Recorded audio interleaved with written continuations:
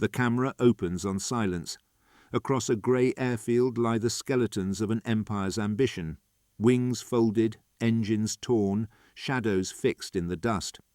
These are not machines at rest. They are machines awaiting erasure. In early 1945, when the noise of war finally began to fade, Allied cameras recorded what remained of Germany's air power. Heinkels, Messerschmitts, Focke-Wulfs, once the sharp edge of an aerial empire, now rust beneath a broken sky. Each frame is a contradiction, perfection of engineering, collapse of purpose. How does creation end? How does a nation that built its faith on speed and metal find itself surrounded by its own debris? The answer lies not in combat, but in stillness. The war's last image is not motion. It is decay recorded by machines built to remember.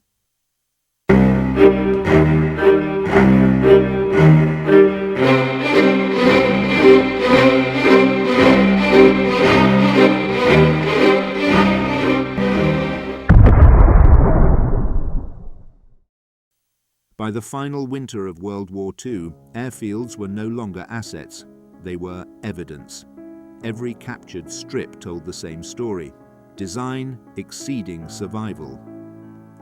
Germany had built more aircraft than any nation could maintain, drawing its lifeblood from factories already burning. The Allies needed proof of what had been achieved and what could be taken. The US Army Air Forces dispatched photographic units to record the wreckage for study. Their cameras did not celebrate victory, they measured it. Every bolt, serial number and wing angle became data for a future that had already begun. The soldiers walking across these fields were not witnesses to the end of a war. They were engineers attending the funeral of an idea.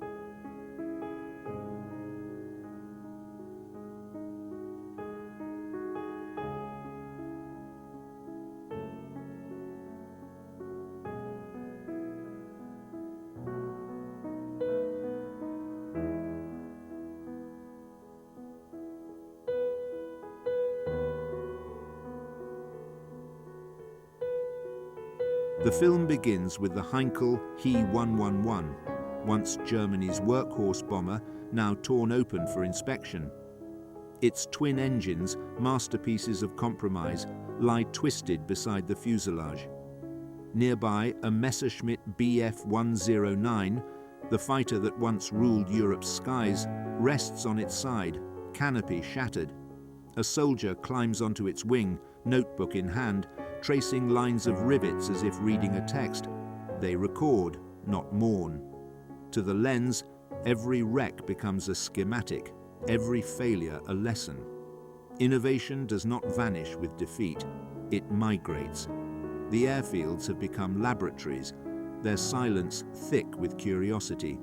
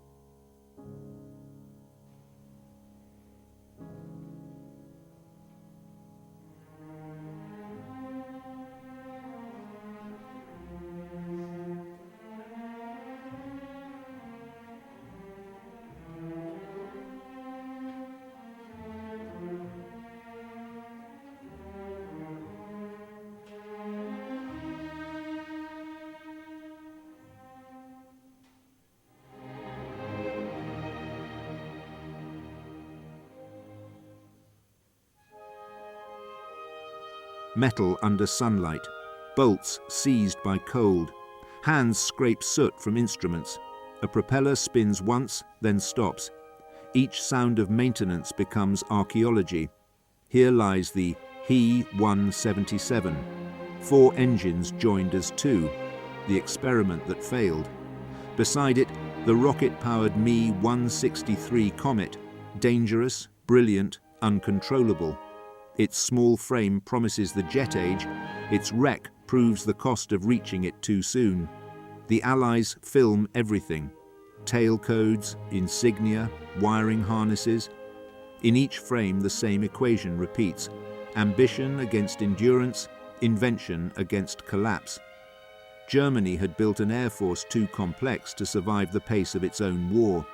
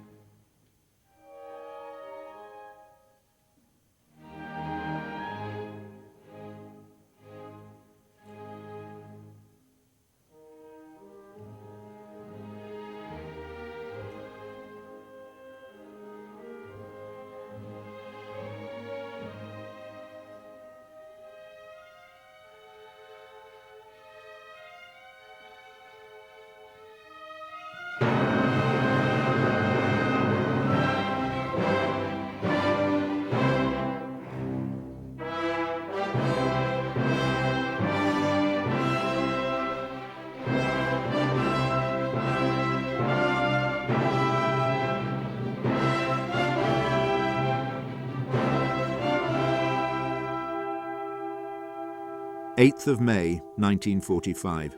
Germany surrenders. A P-51 Mustang idles before a hangar, while behind it a captured FW-190 waits for examination. American pilots gather, half smiling. The camera captures their gestures, not their words. An engine starts. The Luftwaffe's design roars under Allied hands. Numbers flicker on slates, serials, film counts, locations. This is not a test of performance. It is a test of endurance, of what knowledge survives defeat. Each frame logged, each wreck indexed, the machines continue to serve by revealing their secrets in silence.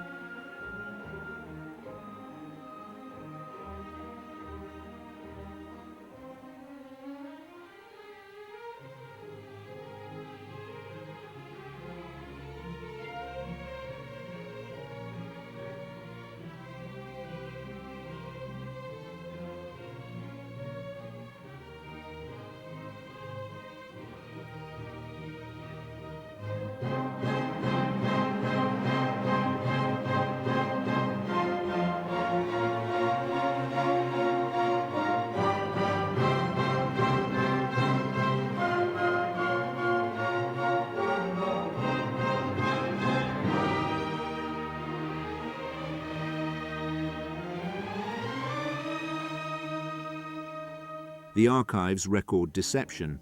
Camouflaged dummy aircraft, painted shadows built to confuse reconnaissance, lie torn open, their hollowness revealed. The strategy that once mimicked strength now advertises weakness. Nearby, hangars collapse inward, their frames scorched. A row of dismantled tanks sits on wooden blocks, their tracks removed.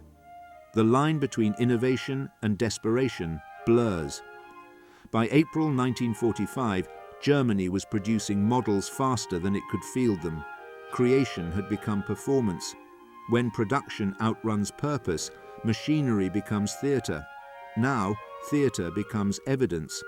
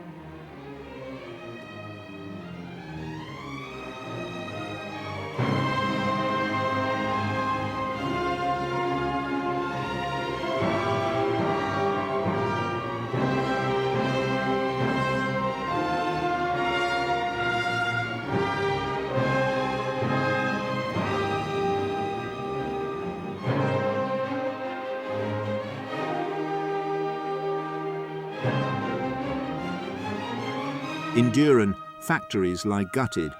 Walls open like diagrams, chimneys lean over silent yards. The same industrial districts that built aircraft now manufacture emptiness. Smoke still drifts above the ruins. Some records of these plants were destroyed in 1946, paper following metal into oblivion, but film survives. These images replace the missing archives, each frame a surrogate document. They show that every victory consumes its own evidence. War does not merely erase cities, it erases the memory of how they were built.